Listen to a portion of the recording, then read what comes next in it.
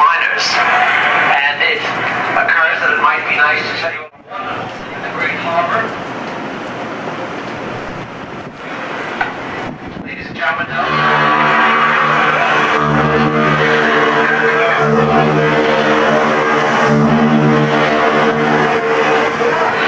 we're sailing from the great piers of New York City, luxury liner road. These piers are the most famous piers in the world back in the 1930s and rebuilt in 1974.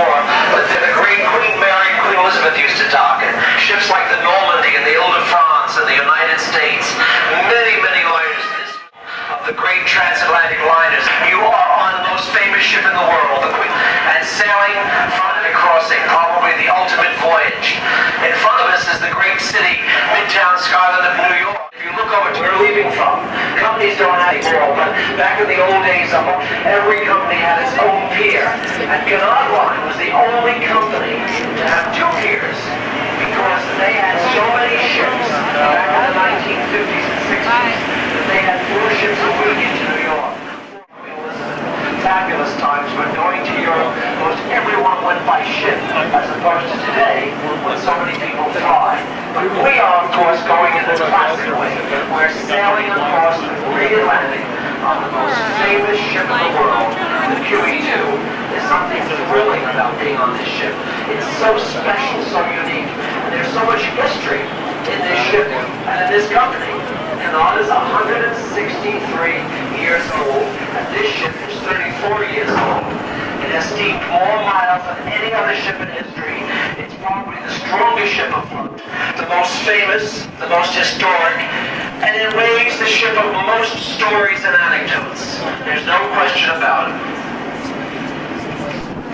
You can see just to our right is the Nordic Empress, owned by Royal Caribbean Cruise Lines. She's going on a cruise down to the Bahamas.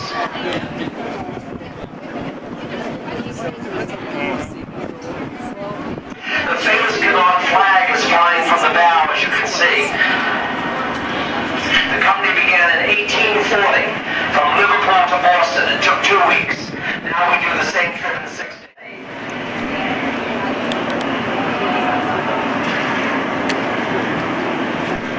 You can see how skillfully the Moran tug maneuvers us as we swing over past the Nordic Empress, past Pier 88, which used to be the French line, and we're now going to make our way, and that tug will very cleverly push us so that this ship will be then aimed to the south so that we will make the majestic trip down the magnificent Hudson River.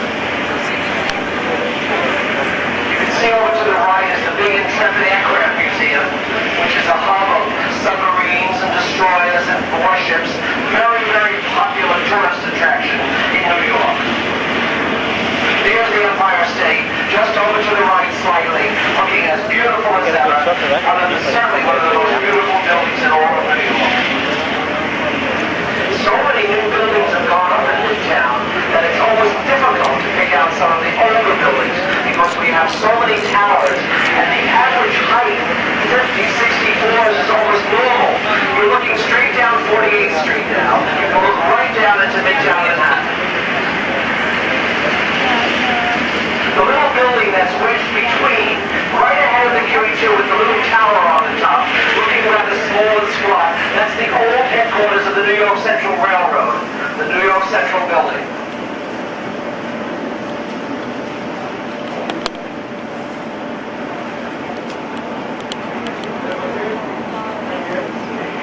Looking over to the right, you see one of those water taxis.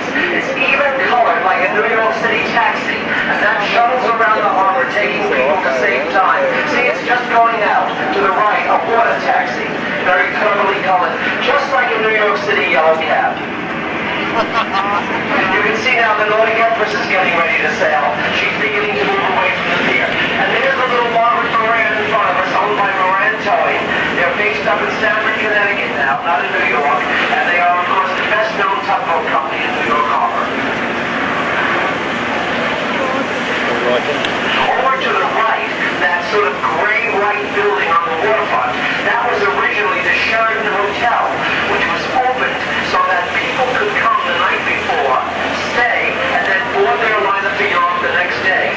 Well, of course, that era has passed, and now it's the Chinese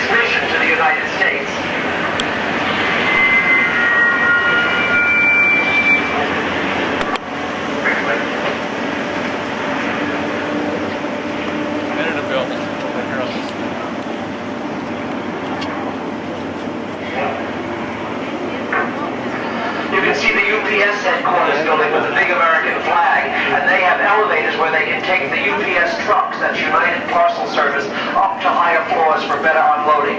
Look on top of the Intrepid right now, the aircraft carrier. One of New York's most magnificent buildings, the Chrysler Building, is peering up. It's got like a rocket ship top. It's done in stainless. It's got a spire that's kind of lost in the clouds. That is the second tallest building in New York, built in 1929. It's the ultimate Art Deco building. Just below it, the building with the globe, is the Paramount Building. We're in, back in the 40s, at the Paramount Theater, a young singer named Frank Sinatra sang to huge acclaim. You see over here in front of our QE2, the Circle Line. This is a wonderful trip that takes you around New York Harbor in 3 hours. And look at the view you're getting now to the right. As you look down the Hudson, the Norwegian Dawn is all the way down to Lower Manhattan. Will be on your left, New Jersey on your right, the towns of Hoboken and Jersey City. The stubble that's just over to your left that used to be a pier, that was the home of the Italian line and the American export line back in the 50s and 60s. So if you were sailing to the Mediterranean by liner, you would have left from that pier, which of course was a two-story structure back in those days. The Intrepid is docked at the old United States Lines pier, where the SS United States used to sail from, the world's fastest liner. Now you get a good view of the Chrysler Building. Look at it just to the left, over the stubble. It's got that rocket ship type top. It's looking smaller because it's over on Lexington Avenue, but it's 77 floors. The building with the crane on the roof, very modern, very sort of high-tech. That is the new Condé Nast building, right in the heart of Times Square. On the left, these dinner boats are in dock today. They are very, very popular for parties, for luncheons, Sunday brunch, dinner cruises, parties. Of course, you can see the world's largest truck mounted behind them on a factory building. They are the ventilators for the Lincoln Tunnel, which we're about to pass over. And they change the air inside the tunnel every 60 seconds. They're the ventilating unit, Madison Avenue and 23rd Street. There we go. On your right is New Jersey, Weehawken, and then Hoboken. On your left is the fabulous city of Manhattan, New York City. Manhattan, the word Manhattan comes from the Manhattan Indians, and it was... There's that trailer truck mounted on that office over there by the Lincoln Tunnel on your left-hand side. It's just been totally restored. It's a fantastic sign and lighted beautifully at night. These are the new ferries on your left, well not that new, since the late 80s, that go back and forth to New Jersey, New York waterways. They started out in 1988 with 29 passengers a day. It's an old warehouse building, the Starrett Lehigh building, and that has elevators in it that could lift railroad cars from the lower floors to the upper floors to unload them. Well, now it's been converted into very expensive offices and very expensive apartments as well. And one of the offices in there are the world headquarters for Martha Stewart in this building with the water tanks. Now, that shows that the waterfront has taken on a whole new effect. It's no longer factories and warehouses. It's now expensive real estate that has a very chic tone to it. And this has happened in London, Sydney, Hamburg, all of the great harbor cities.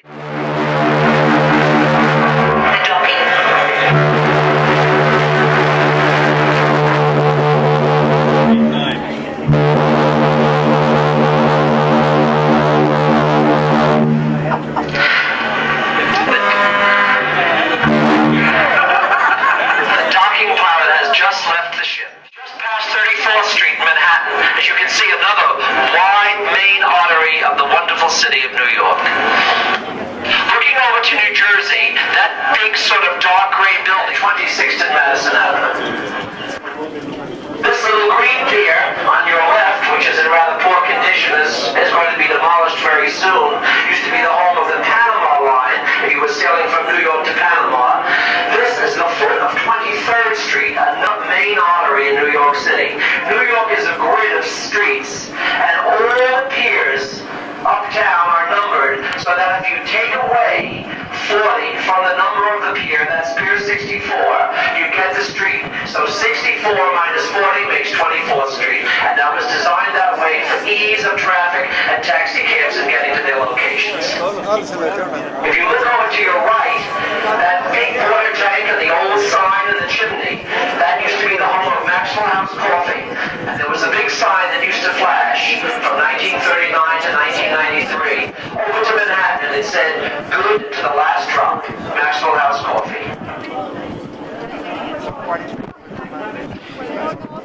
Now these piers on your left, where you see the sailboat, the dinner boat, and the striped ends, these were the great ocean liner piers prior to the 1930s. And this is where ships like the Berengaria and the Rex all docked. These are the Chelsea piers in the West 20s. Now you look at them and you'll see a little pyramid roof. That's the headquarters of Con Edison, the big utilities company in New York City. Look over in Hoboken.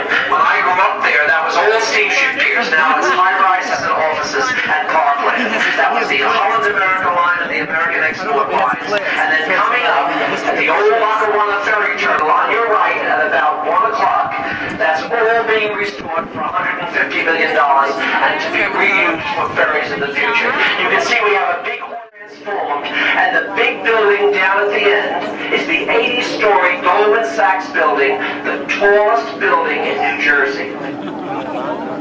You're now passing Greenwich Village on your left. Those two apartment towers are about to pass Christopher Street, one of the main arteries. We're now passing about Jane Street and West 10th Street. In fact, that stubble that you're passing on your left, that used to be the Canard Line pier for freighters coming from Scotland, where they would deliver the whiskey from Glasgow on the Canard Line freighters. The old Ibernia in Media.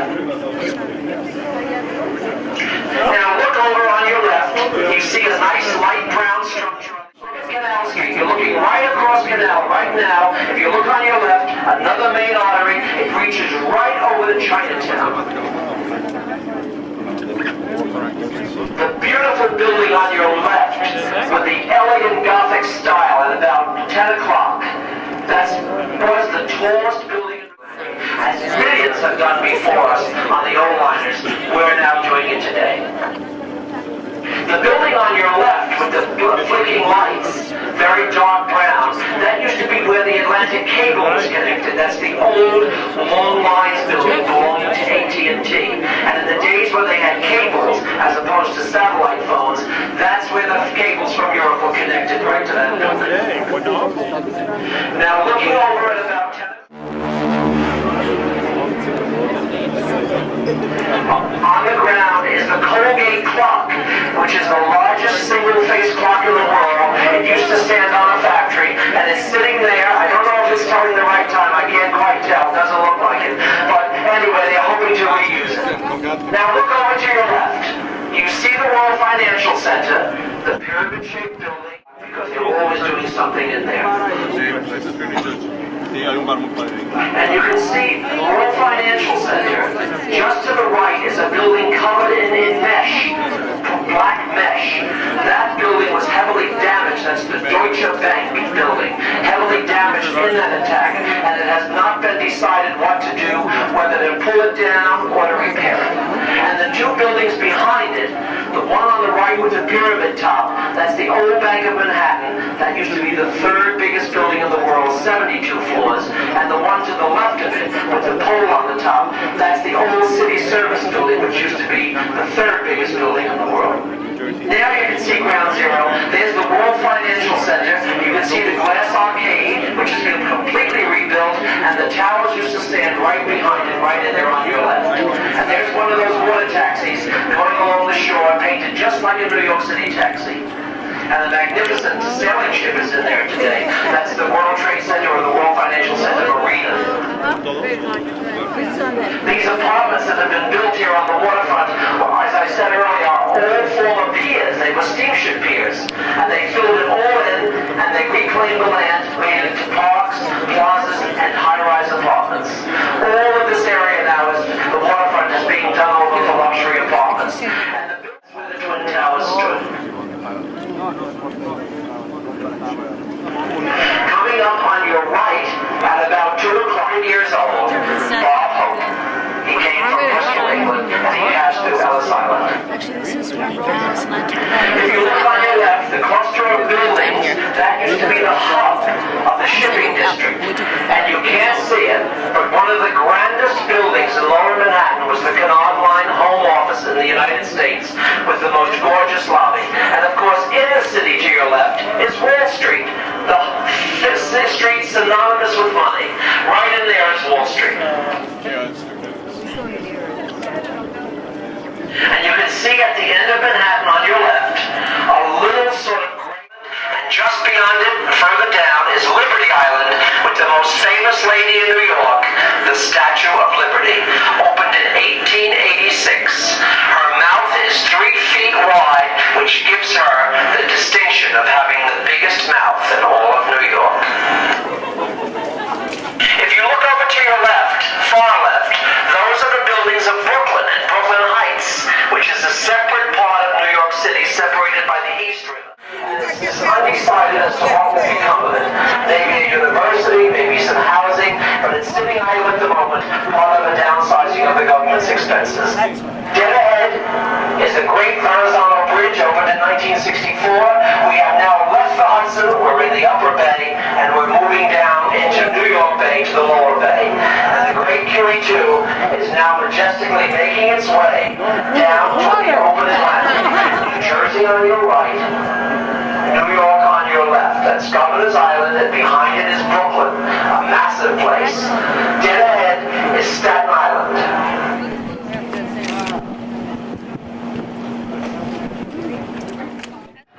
5 or 6 big Navy ships, and they're very popular when they have open house.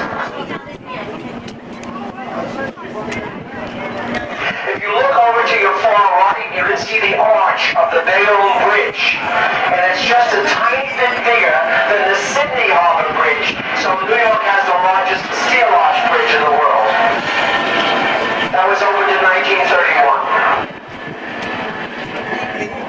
Governor's Island on your left, with Brooklyn behind it, and it's Bayonne, New Jersey on your right, and of course the Statue of Liberty on Liberty Island.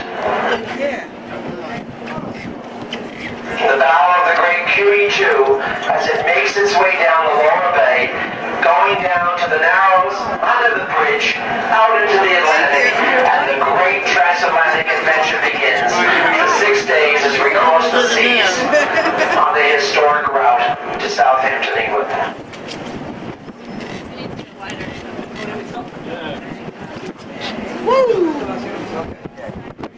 Over on your left, those used to be the great cargo piers of Brooklyn, where all the great imports and exports used to come. Africa, Europe, India, Australia, lined with freighters. But since in the new age, since the 60s of containers, all those piers were closed down, and the cargo shipping moved over west to New Jersey. So that used to be the hub of the harbors cargo aspects over there in Brooklyn.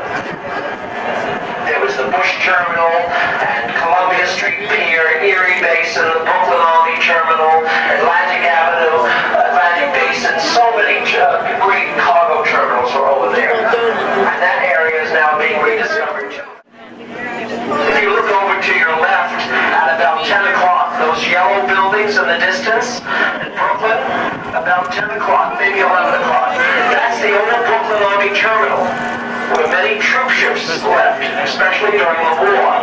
But they continued after the war as well, right until the early 1970s. And in 1958, a large crowd went down to the pier to see a young soldier who was going off to Germany to do his stint in the army. And they waved and waved, and the young soldier was leaving on the troop ship. His name was Elvis Presley. Come on up the edge, sir.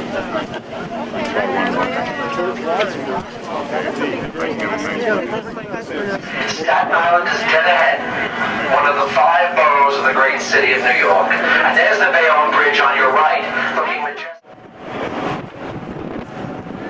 There's the Verrazano Bridge at about 11 o'clock. It's being painted and cleaned, so it's several different colors at the moment. The bridge was opened in 1964. Each tower is 700 feet tall, and it connects Brooklyn with Staten Island. Verrazano Narrows Bridge. 2 lanes.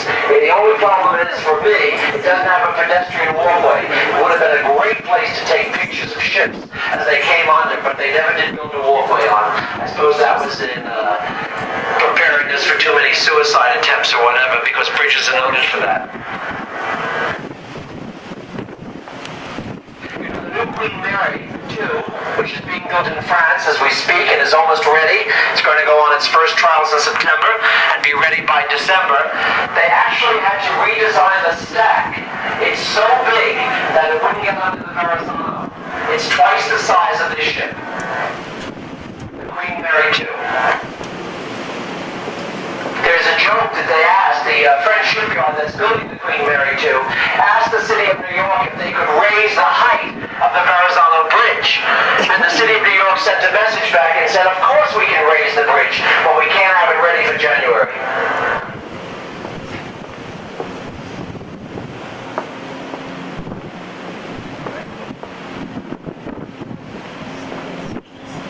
Over on your right is Bayonne, New Jersey.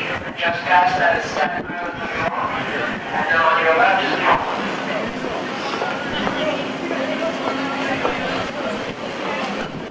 By the way, those brown buildings over there in Bayonne, New Jersey, just next to the Bayonne Bridge, that has become a movie studio too, and that's where they make a lot of movies now and television series, because it's less expensive than the city.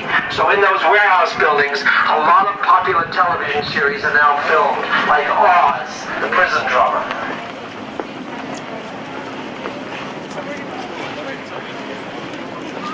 There's the Bayonne Bridge, the steel arch over in Bayonne on your right.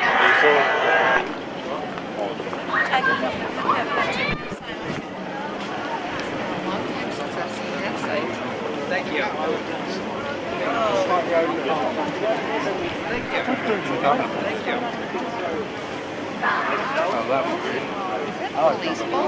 You can see the tank is now waiting in the harbor on the left-hand side, and coming up, orange-colored, that's the Staten Island Ferry. It's coming toward Manhattan, and that's a wonderful trip that you should take.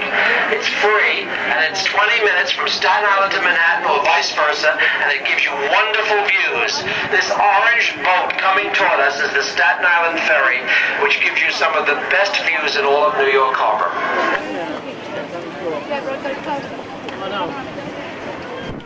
Of course, what a thrill for them, the passengers on board, as they are passing the great Queen Elizabeth II, the QE2, the most famous ship in the world. Everyone's heard of the QE2.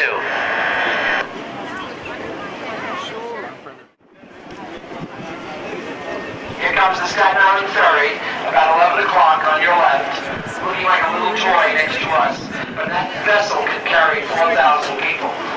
The only thing is it doesn't have cabins, it's all deck passengers. But it makes the 20-minute trip from Staten Island to New York City, and it's a free voyage. So it's a great trip. If you're ever in New York and you want great views, take the Staten Island Ferry.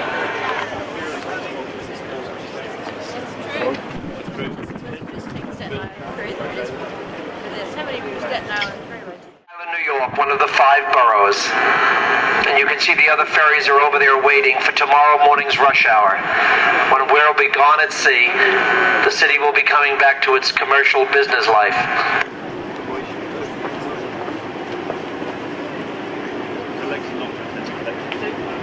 Now we're heading into the Narrows. It's not narrow at all, but they call it the Narrows. And this is where the great liners of the bygone days used to stop on their way into port, and all of the third class or the steerage passengers would be taken off here in the anchorage and taken to Ellis Island for inspection. So they would pause before they went up to their piers in Manhattan. So that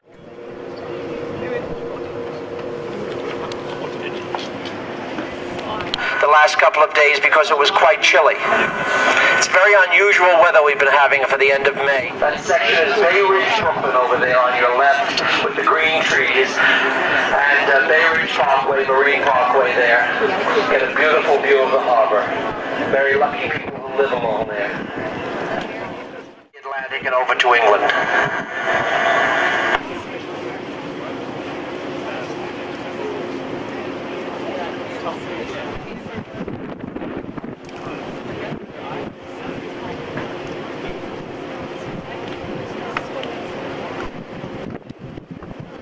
thousands of ships have come in this way, arrived and departed over the years. This is the traditional way of going out of New York Harbor, past the Narrows and out to sea. During World War II.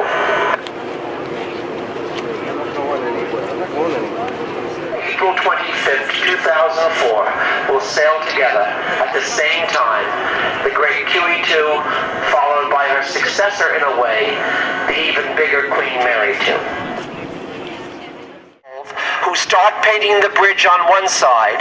It takes them 1 year to paint it, and by the time they're done, you know what?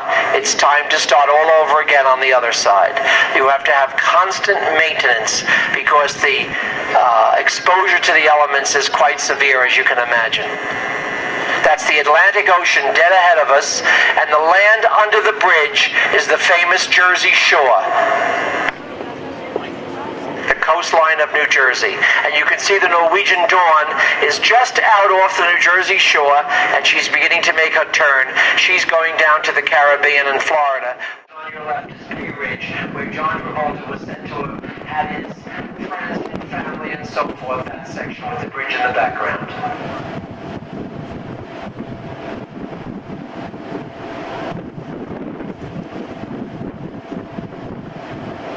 You can see this fishing boat coming in here on your left, getting a bird's eye view of this great ship.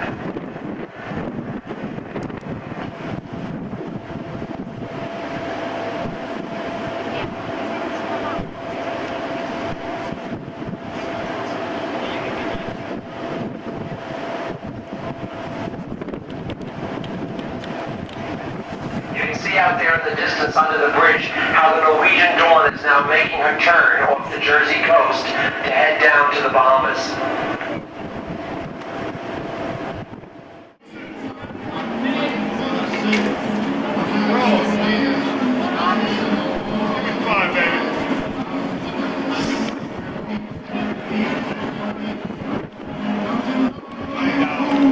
See how the bridge is rounded in the center slightly? How it was built for the curvature of the earth? 4,200 feet long, and it had to be rounded in the center. It's so long. And come out of the harbor.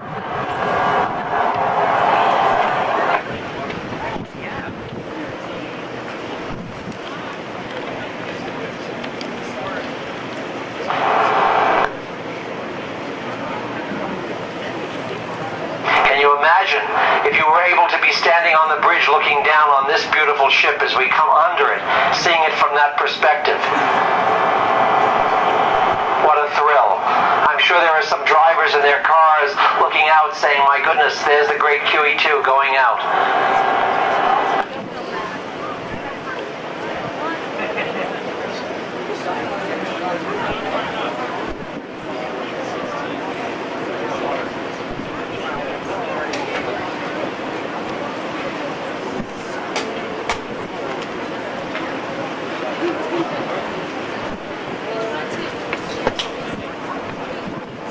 That's Brooklyn on your left, Staten Island on your right.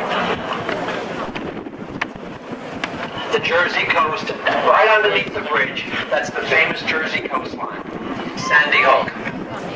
Coney Island is on your left underneath the bridge at about 11 o'clock. The high-rise apartments, you might be able to pick out the old parachute jump. It's a little hard to see, but it's like a T. There's a crane next to it. It was built in 1939 for the World's Fair in New York. Now that moment is coming, ladies and gentlemen, that the great QE2 is going to pass under the great Verrazano Narrows Bridge. Double spanned, 4,200 feet wide. One of the biggest bridges in the world. Was the world's largest suspension bridge for a while. 2 700-foot tall towers. A great bridge and a great ship. And here it comes, ladies and gentlemen, the moment the ship approaches the bridge.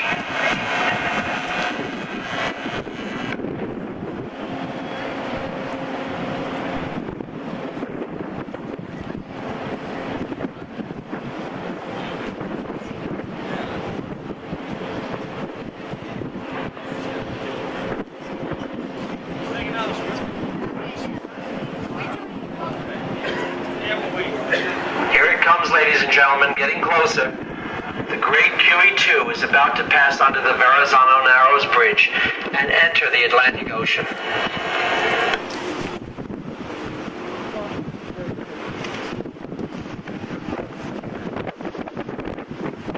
A very special moment in the voyage. A kind of farewell to New York.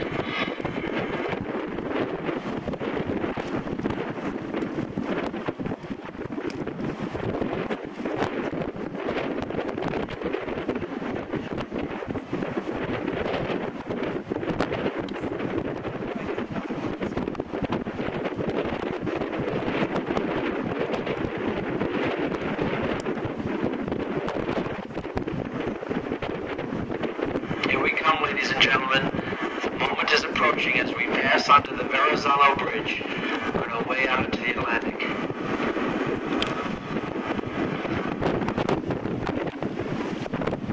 And the captain's not quite sure we're going to make it, so would everybody please bend their heads down right now to make sure we get onto the bridge? Are we clear?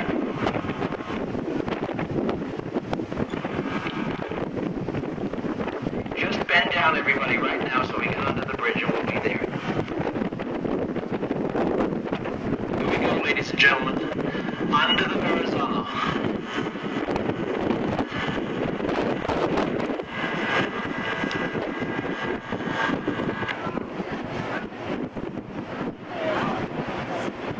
Here it comes.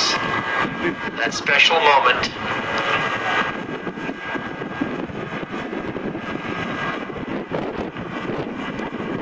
Here we are under the Verrazano, officially beginning our voyage across the Atlantic.